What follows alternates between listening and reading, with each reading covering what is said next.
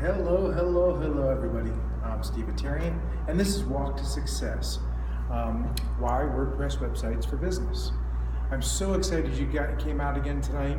This is the second class, October 17th, 2016, and we are going to discuss the customer journey and why a WordPress website really benefits or could benefit your company. Why it's the right tool to grow your business online one step at a time. I'm so glad you came out tonight. Again, Steve Attarian. Let me tell you a little bit about me.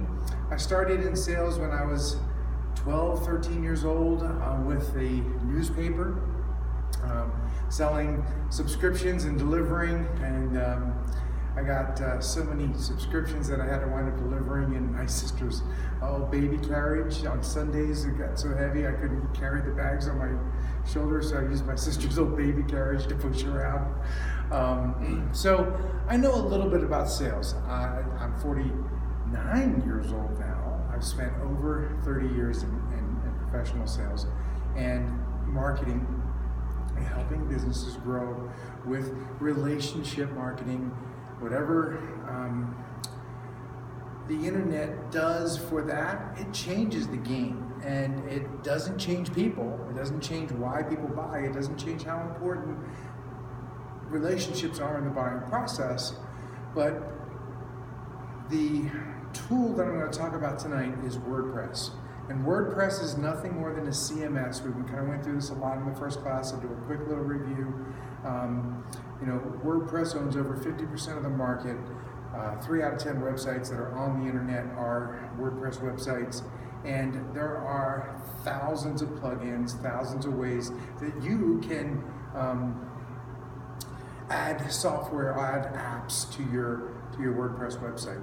So you can also get people to build it for you, and have people just build pages, build modules, build sections, build pop-ups. So you can build all of your website or pieces and parts of your website. You can have lots of companies manage your website, and that's why WordPress makes sense. You're not dealing with one company that custom coded it, that has all your passwords, and the days of building a website and putting it up there and forgetting about it for 3 to 5 years till you might have to tweak it a little bit or you move. That's not a website anymore. Having a business card or a brochure online is not going to help you grow your business. It's not going to engage any customers. It's not going to help. It's not going to help build traffic. It's not going to help drive customers. It's definitely not going to create any kind of engagement. So WordPress is an amazing tool for your website. What is a website? Why do you need a website? You could have a Facebook business page. You could have a Google My Business page. You could have other directory listings. And that's kind of like, I'll use an analogy, that you only need yellow book phone book advertising. You don't need a real store. See, and I'm not saying that you have to sell products on a website to make a website worthwhile. Offline sales start online. There's billions of dollars in commerce, and now a website is about the same as your storefront in terms of making a first impression of your customer. What first impression does your website make now?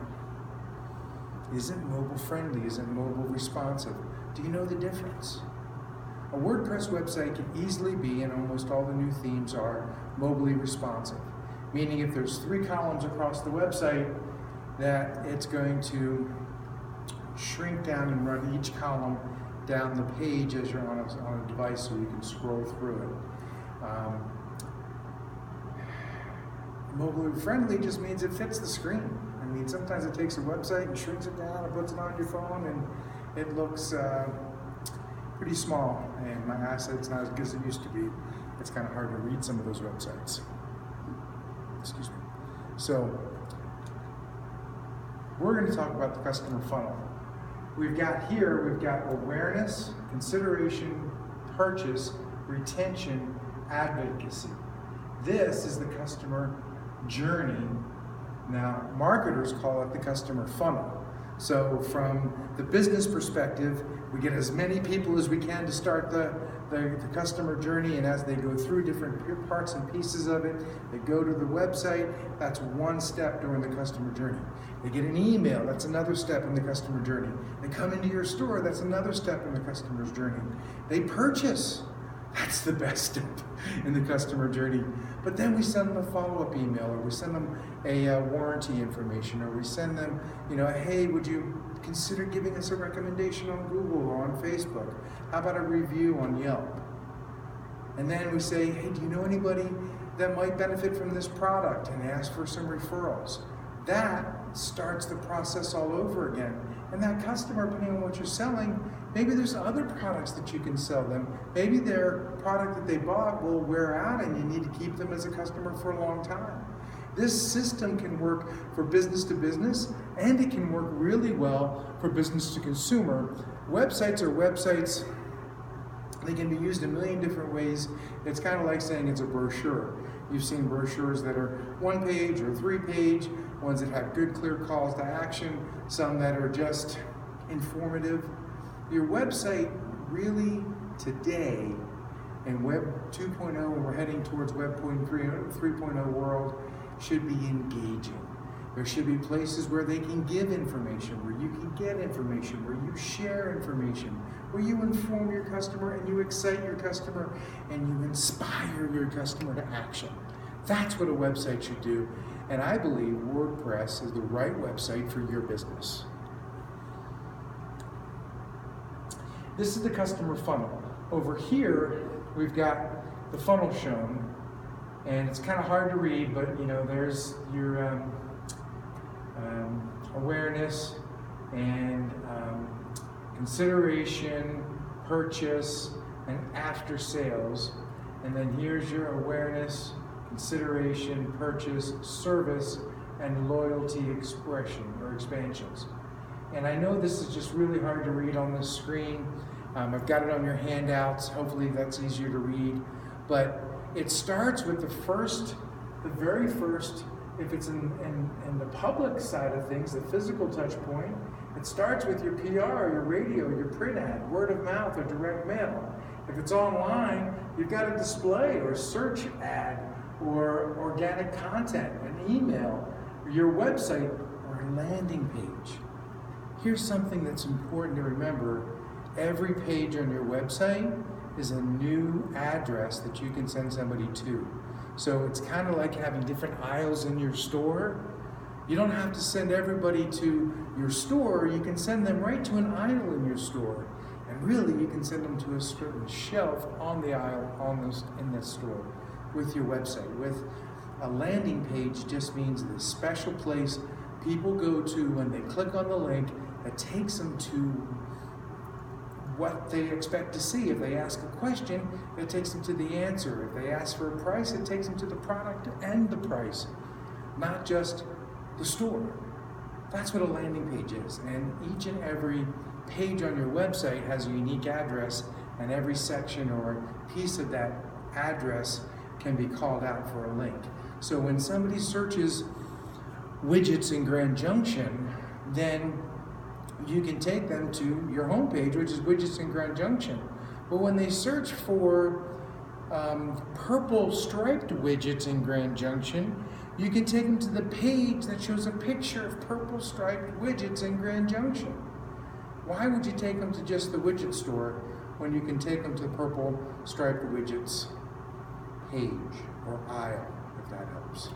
And a WordPress website allows you to design your website so that there's a journey that a customer takes through it. And it starts with the landing page, goes to a way of getting their email. Once you get their email, then you're going to actually send them an email and take them back to a different page, a page they haven't already seen.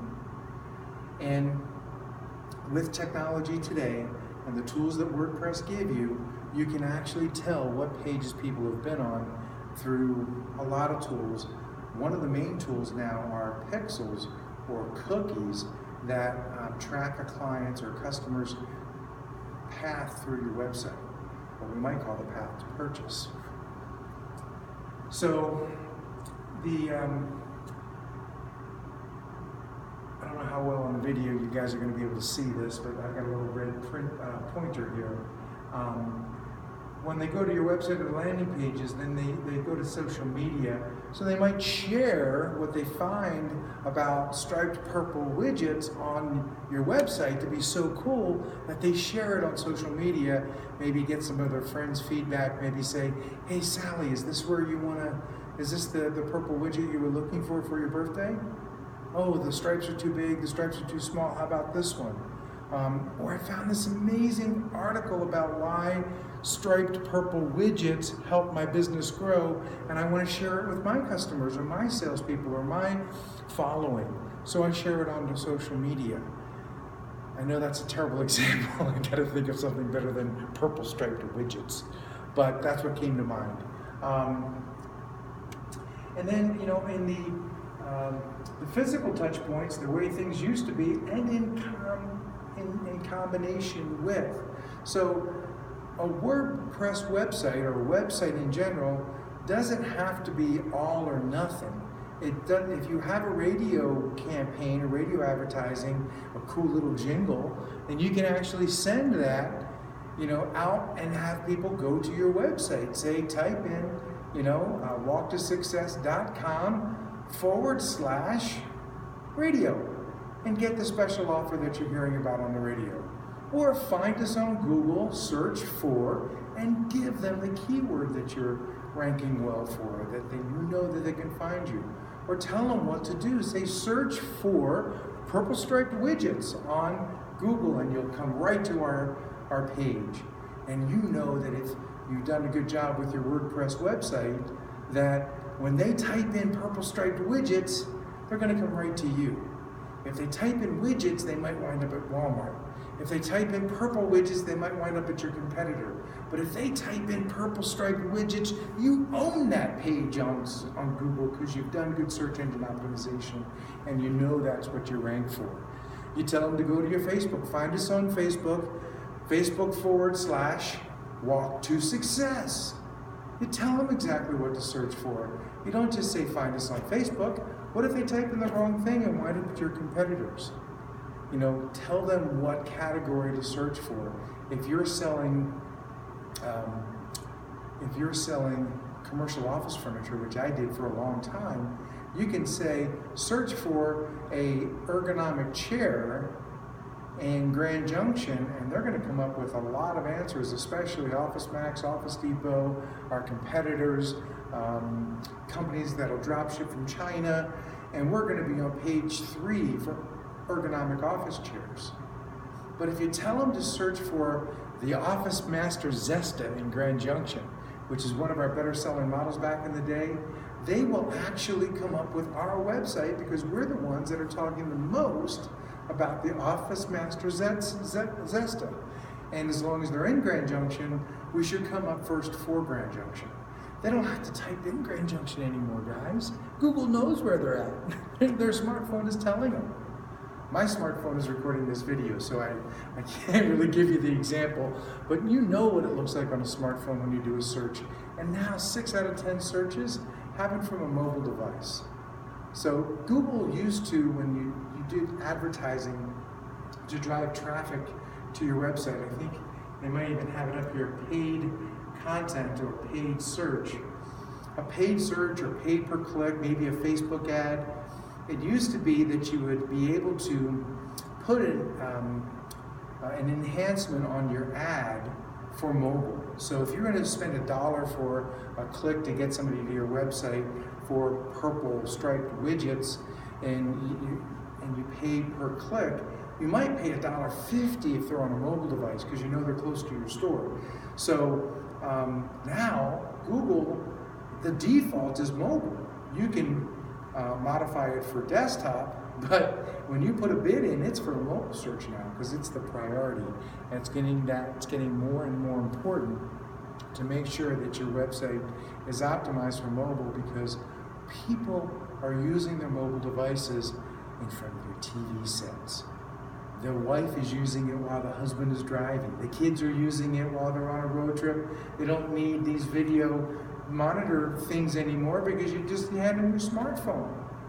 Play this game, watch this. how often are two people sitting